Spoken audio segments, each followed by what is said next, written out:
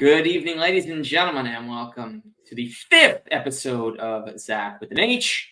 Joined today by Ben Crane. You're going to know all about his story, about his first novel that published last year, almost a 1-year anniversary. We're 3 days away from that. A Man of Lies. Ben and I have been going back and forth for about a month, trying to pinpoint this date as I launch the pod. He's finally here. We're ready. A pleasure to chat with you today, Ben. I'm happy to be here. Thanks for having me on. Yeah, absolutely, Ben. And so, for those that don't know the Ben Crane name, I stumbled upon it a couple of months back in the late fall. I'm a big reader, love a good novel, and I'm one of those folks that'll just stumble into the library, start looking. You go to the newly released section, you'll go to the fiction, the mystery, the thriller, and if you don't have a recommendation, how do you come away with a book? You come away with a book because the title looks interesting. There's that style of cover that just works. You read a description, and sometimes you look at a book and you say, oh, this has a lot of short chapters. I think this is a very digestible novel for me. And there we are. I read A Man of Lies in the fall. Came to find out later, I did not know at the time, this was your first book. And it was a very enjoyable read, which is how our conversation got started. So, Ben, we'll get to all that, but I will ask you, without any prompting here, what was the best part of coming up with A Man of Lies in 20 and publishing it last year? There were a lot of really great parts. The best for me has been the moments where, like when I got the message from you, there have been messages from readers who I don't know, who I have never met, people who found my book somewhere out there in the world, and it spoke to them and it meant something to them. And these words that I put together brought joy or peace or comfort or hope or a sense of feeling seen to someone who I never knew and never will know. And that's a profoundly touching moment when I get a message like that. And without a doubt, for me, that's the best part of storytelling, is knowing that I've made someone's day a little bit brighter. Love that. And we're going to come back to that. We're going to work our way up. We're going to start with young Ben Crane and then work our way to current day Ben Crane. So we start, of course, the early days. What did young Ben want out of life? I'm trying to remember what did I put in the bio here? Yeah, so I mentioned this in the bio in this book. When I was very, very young, I wanted to be an architect. I wanted to design buildings. I wanted to create these monuments of beauty and function. And I wanted to fill them with secret passages. And then I had a notebook that I filled with drawings of pillow forts and these elaborate constructions that I was going to make in my parents' basement. And when I was maybe 5, we had cousins over spending the weekend with us, and I brought out my notebook and I wrangled all my cousins into being construction workers for me for an afternoon, and we built this incredibly elaborate pillow and blanket and ladder and clothespin thing in the basement that had rooms and multiple levels and secret tunnels underneath and fake walls and all these things. And we looked at it and it was incredible, and I was so proud of this thing. And then I tried to walk into it for the first time, and the entire thing collapsed.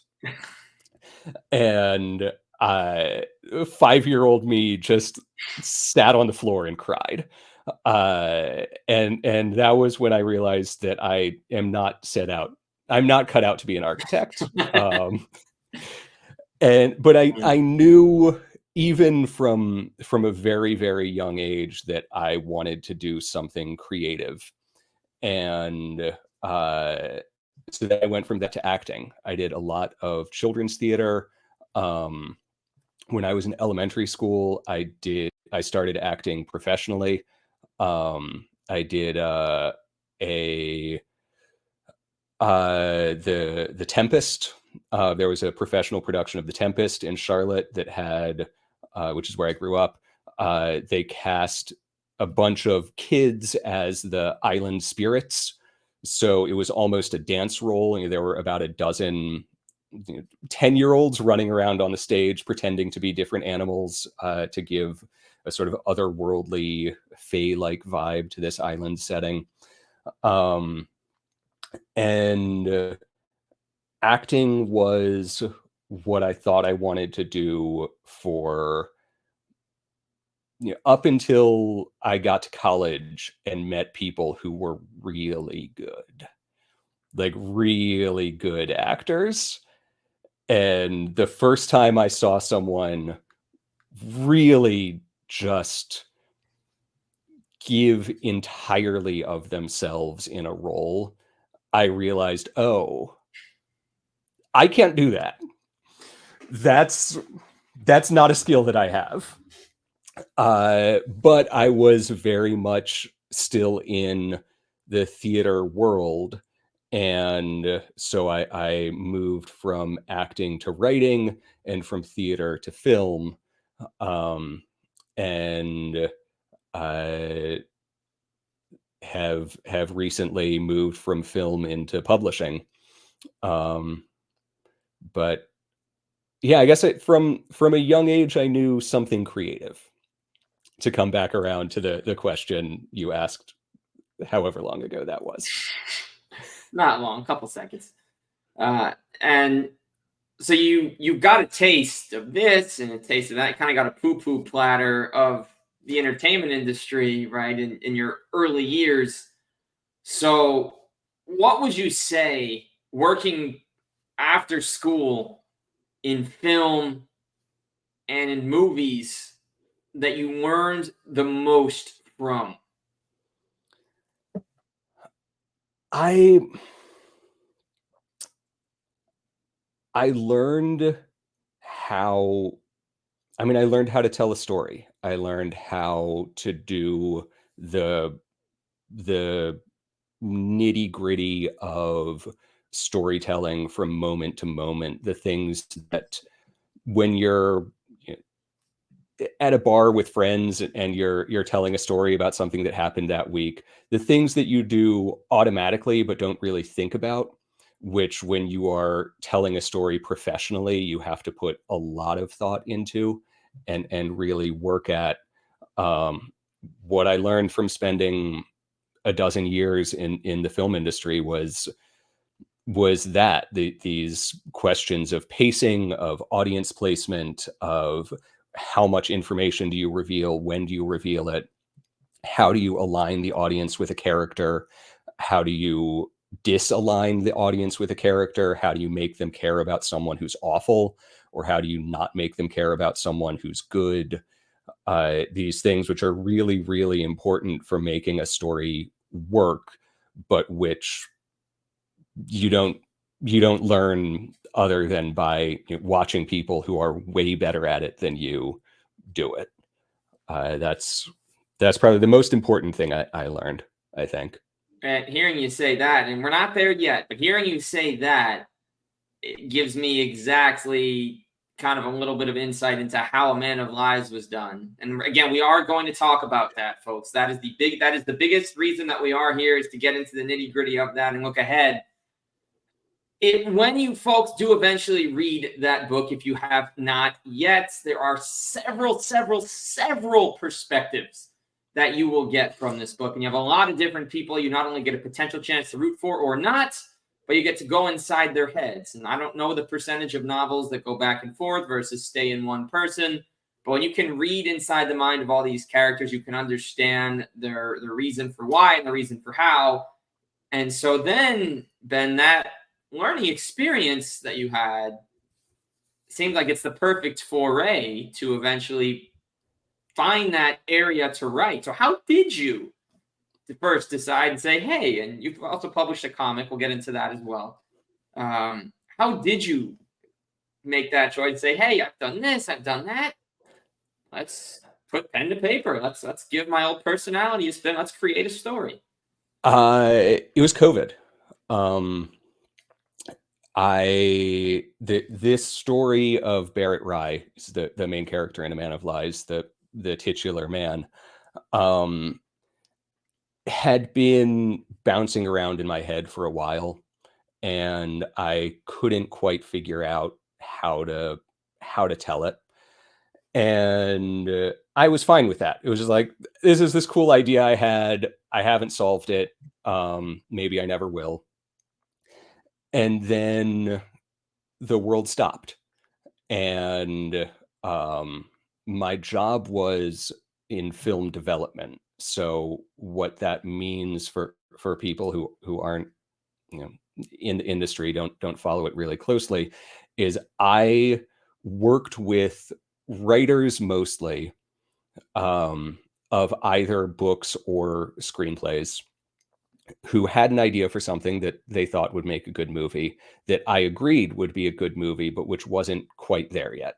And I worked with them to hone and refine and move that to a point where we could give it to a director or an actor, and try and start getting the money together to make it as a film or a TV show.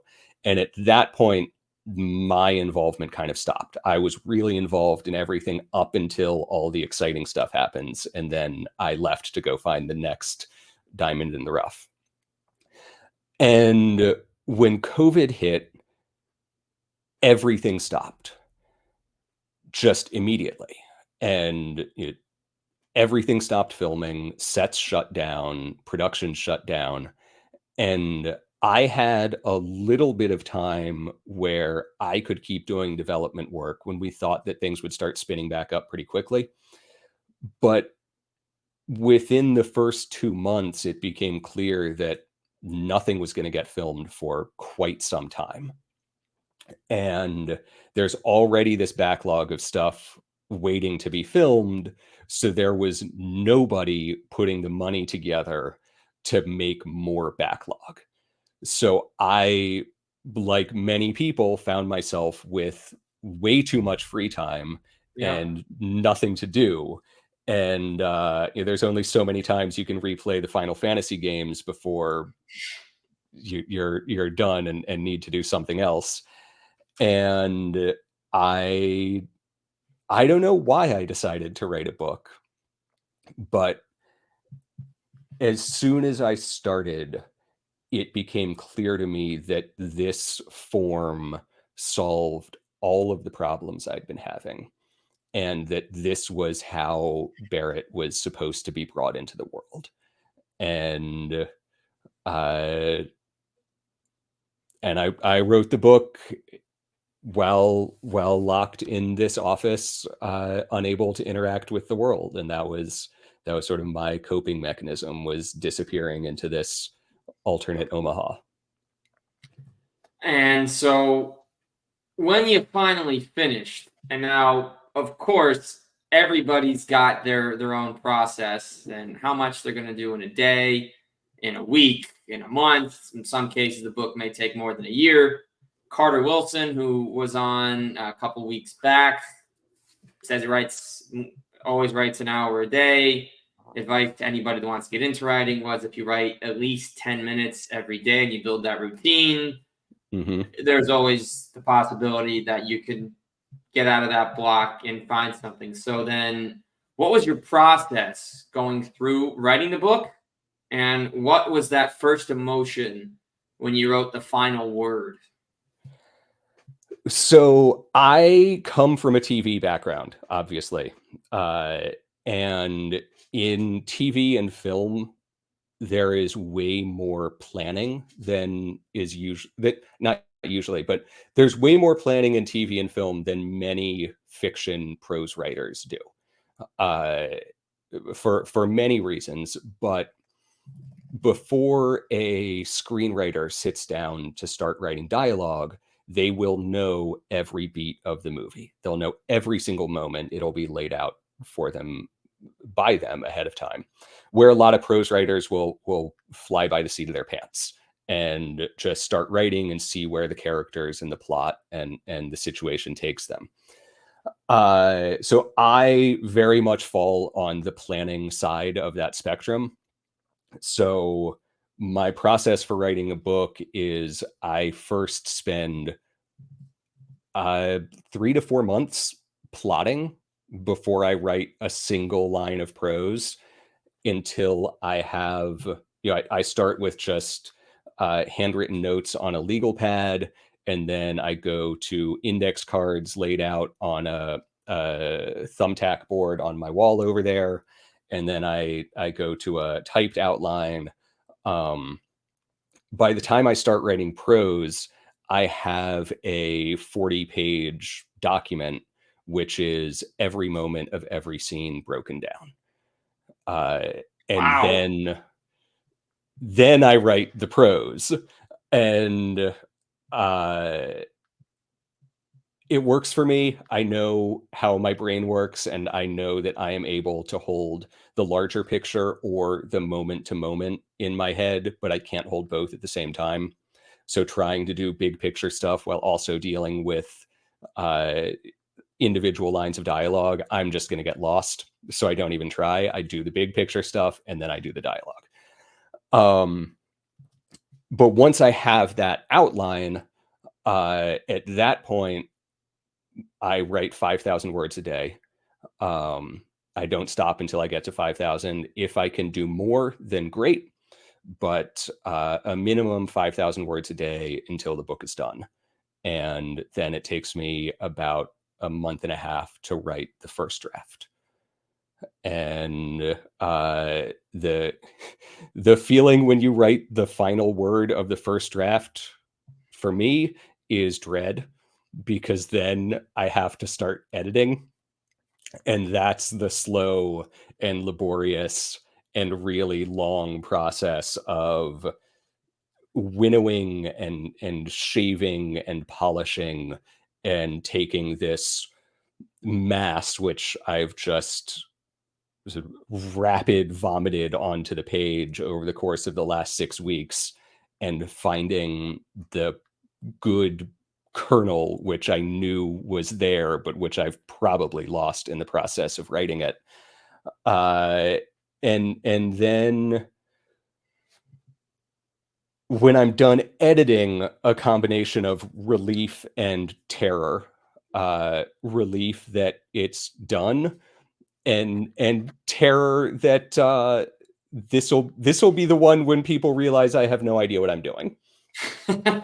Well, to be fair to you, anytime someone writes something that's several hundred pages, no matter what form, fiction, nonfiction, memoir, whatever, you have to think at some point they went a little crazy, got consumed by it, and we're probably in a different universe where they're writing. You might be sitting physically on the same planet, but you're probably somewhere where no one else has ever ventured before you, and that's how you finish it, and that's when you're on to the next, or you go on the book, or I was go on book tours for 2 or 3 months and just keep talking about that same book the same time.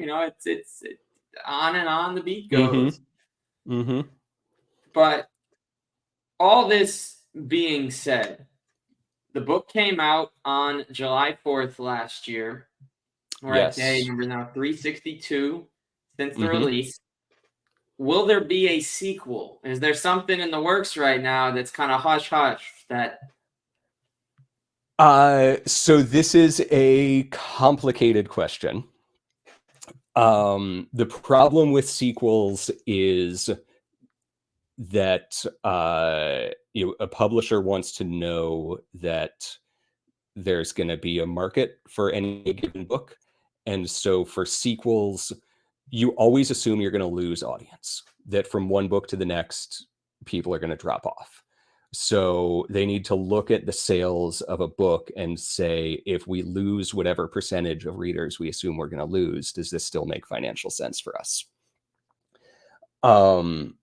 So I I would love to write more books in this universe. I love the characters in the book. Um, it is a crime thriller, and so for your readers your listeners who have not yet read it, I can't guarantee that everyone makes it out the other end of the book Oh yeah. Oh intact. yes. You had me going oftentimes. Who's no, no, no. Oh, But big for reveal. for the characters who do make it out the other side, I would love to keep telling their story, um, and find new and exciting ways to make them miserable and suffer.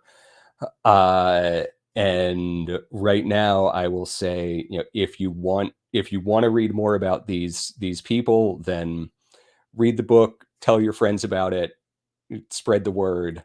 uh, that's the best way to let me keep writing here.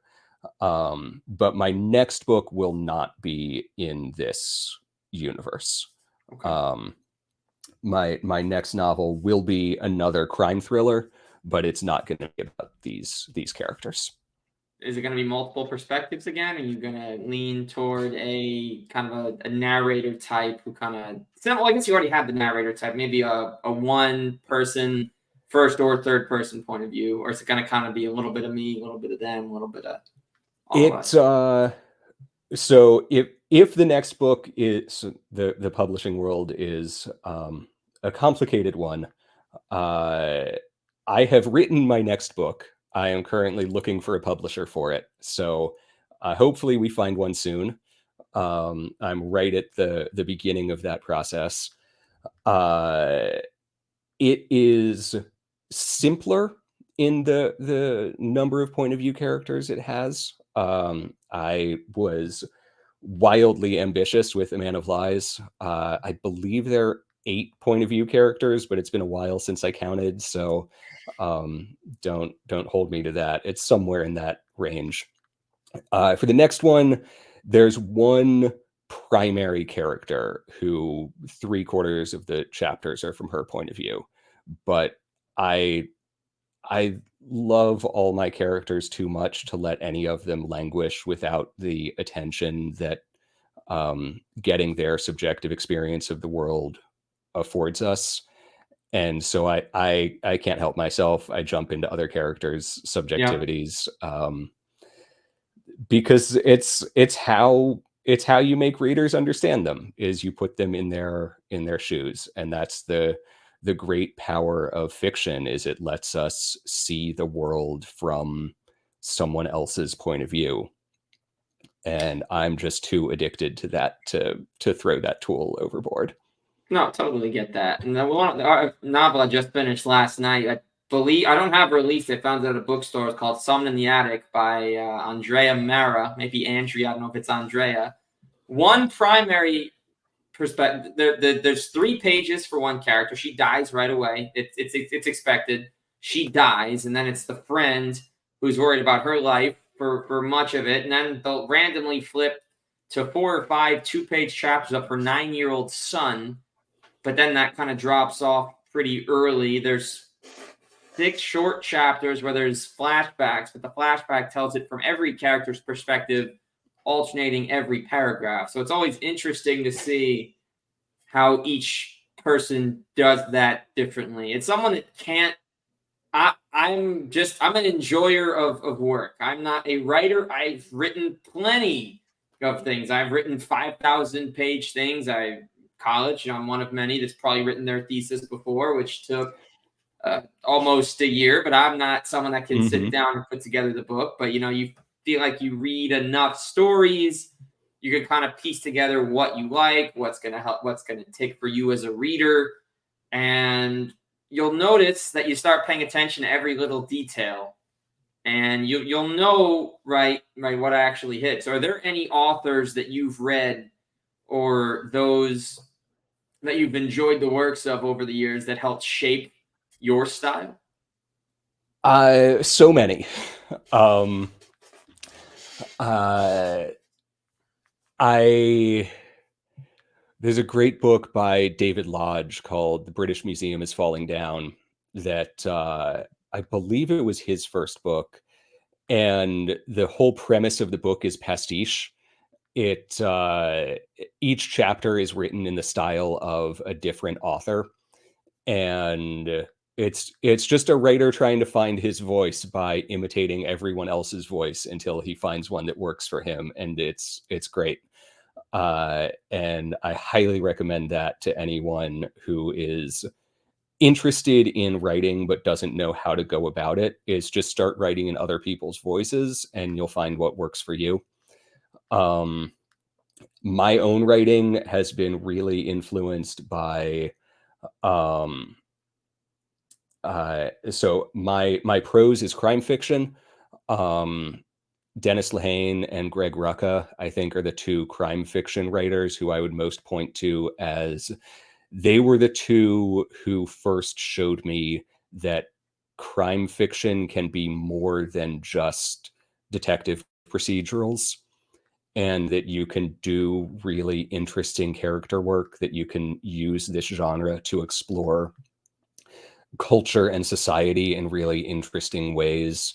Um, I read a lot of science fiction and fantasy as well for just my own personal enjoyment. Mm-hmm. There's a lot of Scott Lynch in A Man of Lies.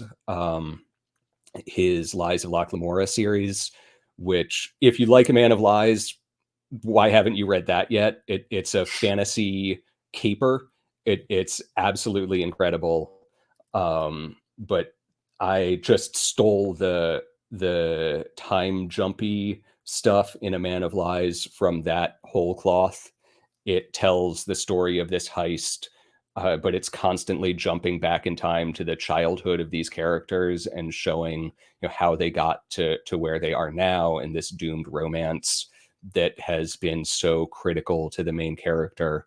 Um, uh, I owe a huge debt to Neil Stevenson, who, even more than his fiction, his nonfiction writing, he wrote an essay in the mid 90s where he looked at the hopeful science fiction of the 50s and 60s and drew a line from that to the explosion of scientific advancement and optimism in the 60s and 70s, and then looks at the dystopic science fiction of the 80s and early 90s with the rise of uh, cyberpunk and these really dark science fiction stories about how the future is going to be awful.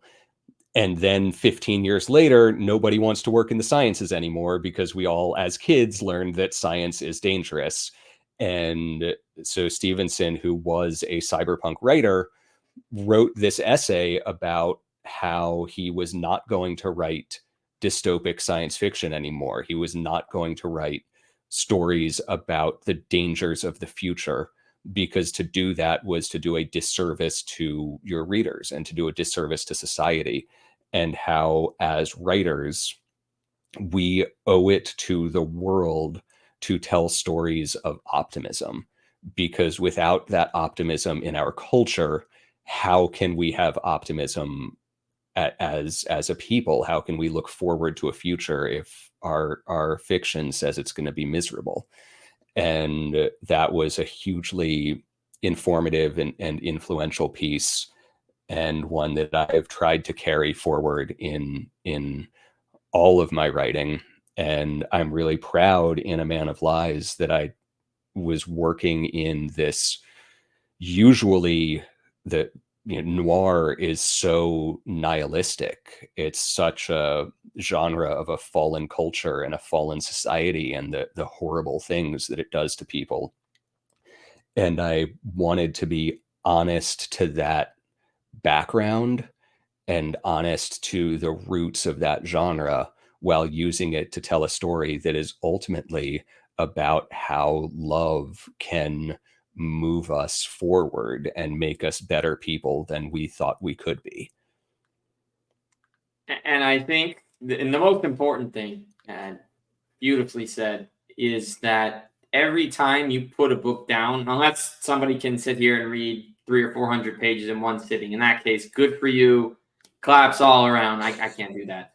So I'm probably reading a book, most books over 5 to 8 sittings. It depends on how much time you have, what your schedule is.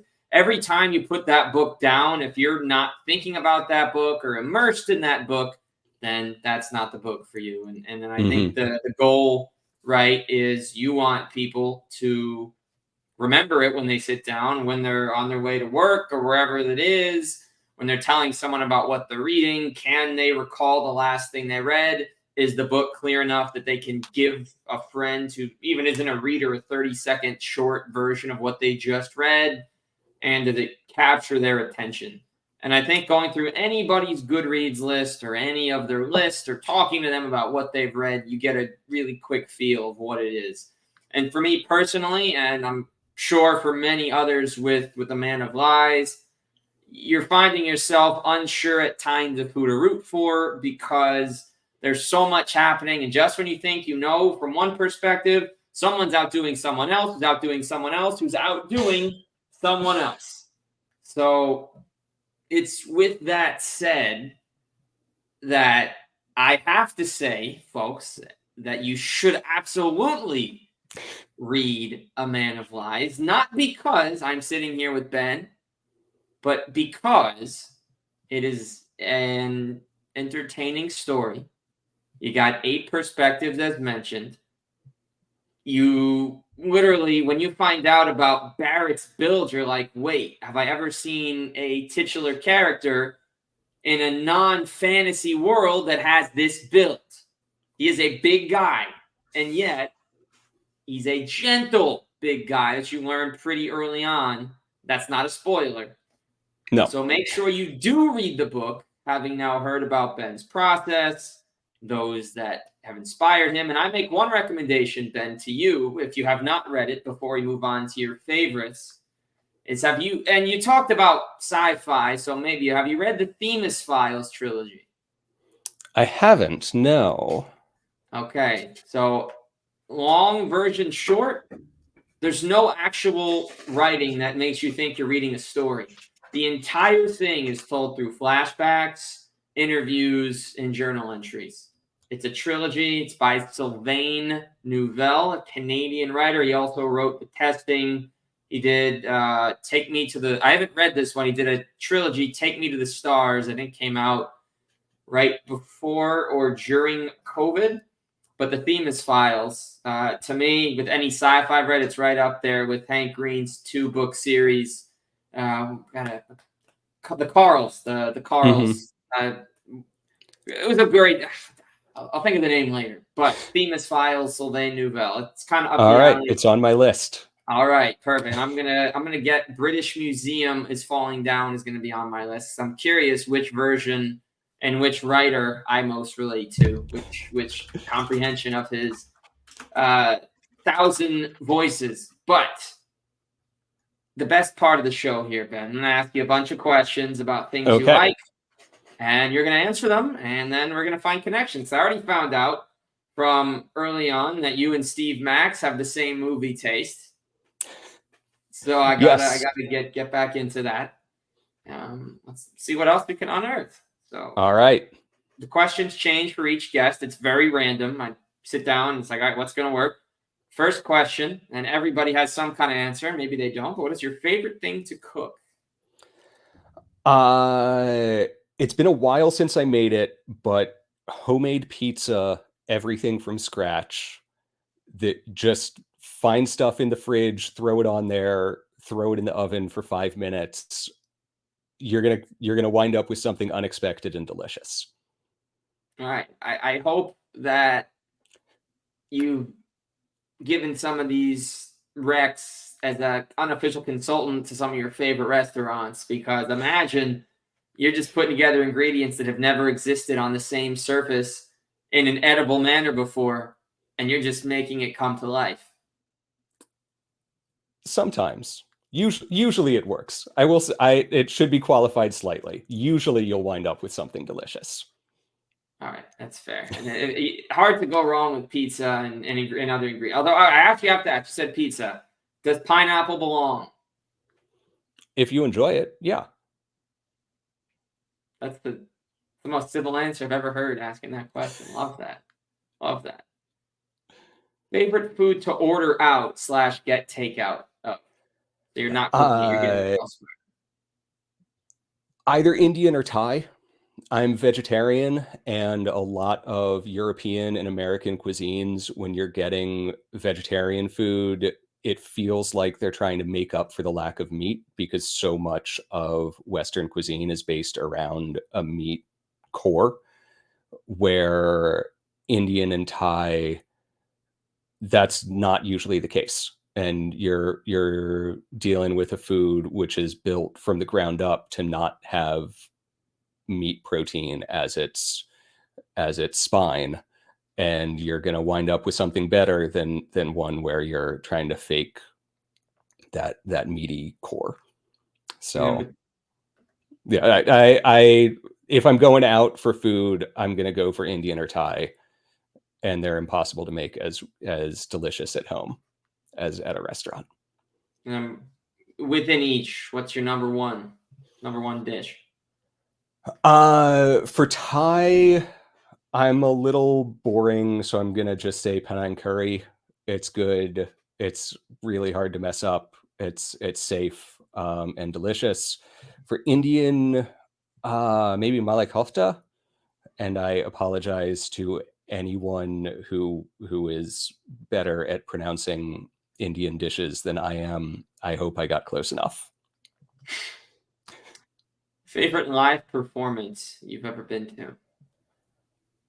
Uh so this is an incredibly, I mean, this is going to mean nothing to anybody, but Okay. the my favorite live performance was a musical I saw in college. It was a student's thesis project. It was a musical called The Terrible Parable of Leni Riefenstahl, and it was performed 2 times at Wesleyan University in 2006. But it's about Leni Riefenstahl, who was Hitler's documentarian and propagandist. And it was a really just incredible piece of stagecraft, and that drew on all the things I like, which is musicals and film history and absurd over the top props and stage magic, and it was a great time. Most impactful line that someone's ever said to you, as for a line that's impacted you, and who said it to you? Uh, God, I have no idea who said this first, but everyone's the hero in their own story, and that has informed my writing. In that every character in a story has to believe that they're doing the right thing. They have to believe that they're the main character. Otherwise, they're not going to read as true. And it's informed my life. I've found it's much easier to have patience and empathy for the people around you when they do something upsetting or challenging or friction causing, if you take a moment and remember that they're dealing with their own stuff. You have no idea where they were before they were here. You have no idea what's going on in their mind, and we're all just trying to do the best we can. And it's a lot easier to find that grace when you remember that. And it's a much healthier, I think, way to go through life, is let go of anger for things that aren't important. And that line, everyone's a hero in their own story, started me down that path. Yeah, that's deep, man. That's deep. All right, we got 3 more. Okay. Favorite TV show ever. God, favorite TV show ever. Um, Battlestar Galactica, the Ron Moore remake. Okay. Bears and Beats as well. Hmm? Bears and Beats. Never mind. That's okay. I'll quote that one off. That is okay. That Okay. is that is okay. Not Is it that's is the it beauty. a You never know bat? what's going to land and what's not. Some things land and some don't. That's the beauty of a reference attempt. Is that a Battlestar reference that I'm missing? No, it's Jim Halpert to Dwight Schrute in Oh, The okay. Office. But then again, some things you don't know who's seen what. That's another thing, right? Is you never know who's seen what, who hasn't. It's funny when you're with friends and you don't some people you talk things with, some you don't. You'll just randomly like, oh, you'll just quote like you're like, damn Lee. I'm like, oh, what's that? Oh, it's Rush Hour. Like, what are you talking about? Like sometimes it hits, sometimes it doesn't. Some people have seen some of the more common shows, and some people decide they don't want to watch shows just because they're just because everyone watches them. So there's a I whole.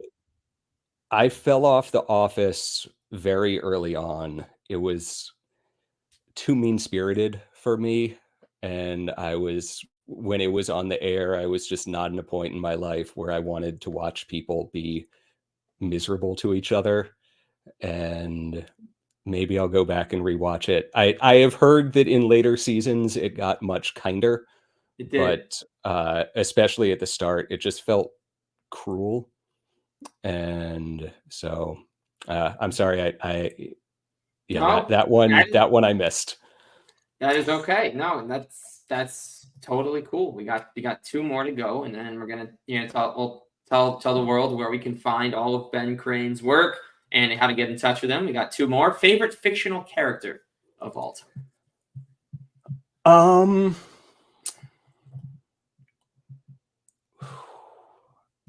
I'm gonna go with Locke Lamora from the Scott Lynch books I was talking about earlier, The Lies of Locke Lamora. Ask me again tomorrow, I'll probably have a different answer, but right now I'm feeling that. Okay. And then if we adapted this to the screen world, your favorite fictional TV or movie character of all time.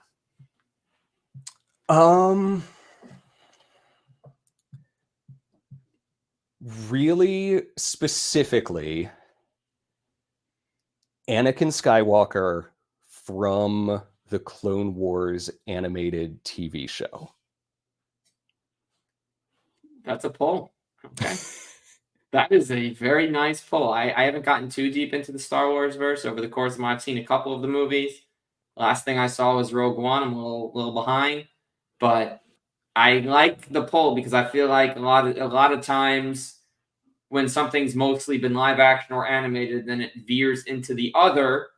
There's very strong opinions from everybody that watched. No, oh, it was okay. It's like, oh, Mm-hmm. it's terrible or it's great. So I appreciate that. 'Cause I still love. I personally like the live action Scooby Doo's. I don't know what the world opinion is. I don't actually know the world opinion on the animated Star Wars. So I like getting the pull from the other side, the non-original but continued versions of things through the other opposite. So I like that. Anakin, that show, the main thesis of the show was that the Jedi were not the good guys, and it was doing incredibly complicated and interesting character work about this order which valued asceticism above all else and had lost track of what it meant to be a person and the way that we connect with the world, and embodied that really, really, really interestingly in the triumvir at the heart of it, which was Anakin, Obi-Wan, and Ahsoka. And yeah, I mean, it took the prequel trilogies, which was not great. It was what it was. It did some things well, but it was a little bit flat from a character standpoint, and really made them sing and told this fascinating story about well-meaning but ultimately destructive force. And was great. And then also there were episodes about Jar Jar that were clearly for 4-year-olds, and don't watch those. The range. That show's got range, is what you're telling me. That's range.